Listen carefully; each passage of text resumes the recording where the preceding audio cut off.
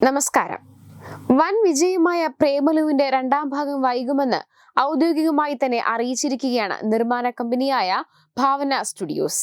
ചില സാങ്കേതിക കാരണങ്ങൾ കൊണ്ട് ചിത്രം വൈകുമെന്നാണ് നിർമ്മാതാവും സംവിധായകനുമായ ദിലീഷ് പോത്തൻ കഴിഞ്ഞ ദിവസം വ്യക്തമാക്കിയത്.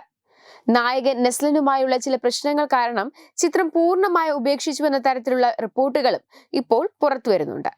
പ്രേമലു 2 സംബന്ധിച്ച അഭ്യൂഹങ്ങൾ ഇത്തരത്തിൽ അന്തരീക്ഷത്തിൽ നിൽക്കുന്ന സമയത്ത് തന്നെയാണ് പ്രേമലുവിനെ കുറിച്ച് പ്രമുഖ തിരക്കഥാകൃത്ത് ബെന്നി പി നായരമ്പലം പറഞ്ഞ വാക്കുകളും ശ്രദ്ധേയമായി മാറുന്നത്.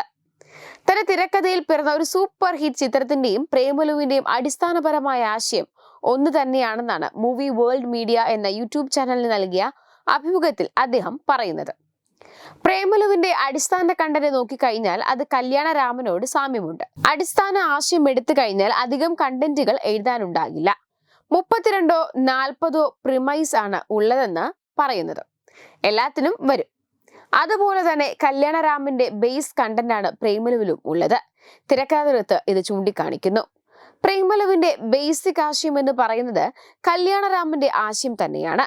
കല്യാണരാമനിൽ ദിലീപിന് നവ്യയോട് ഇഷ്ടം തോന്നുന്നു, പ്രേമലുവിൽ നസ്ലിന് മമിതയോട് ഇഷ്ടം തോന്നുന്നു. അതിനിടയിൽ ഓഫീസിൽ ഒരുത്തനുണ്ട്. ഇവിടെ കുഞ്ചാക്കോ ബോബനുണ്ട്. ഇവർ തമ്മിലുള്ള ഈഗോ. കുഞ്ചാക്കോ ബോബൻ കൊണ്ടുപോകുമോ എന്ന ആശങ്കയിൽ അവനെ തോൽപ്പിക്കാൻ വേണ്ടി ഡാൻസ് ചെയ്യുന്നു. പ്രേമലുവിലും അവർ തമ്മിൽ കല്യാണത്തിന്റെ അവിടെ അടക്കം മത്സരമുണ്ട്. അതായത് ബേസിക് കണ്ടന്റ് ഇതാണ്. സിറ്റുവേഷൻ ഹൈദരാബാദിലേക്ക് മാറ്റി പുതിയ അഭിനേതാക്കളും വരുമ്പോഴേക്കും പ്രേക്ഷകർക്ക് പിടികിട്ടിയില്ല. പക്ഷെ എഴുത്തുകാർക്ക് പിടികിട്ടും. ഞാൻ ഒരിക്കലും എഴുത്തുകാരെ കുറ്റപ്പെടുത്തി പറയുകയല്ല.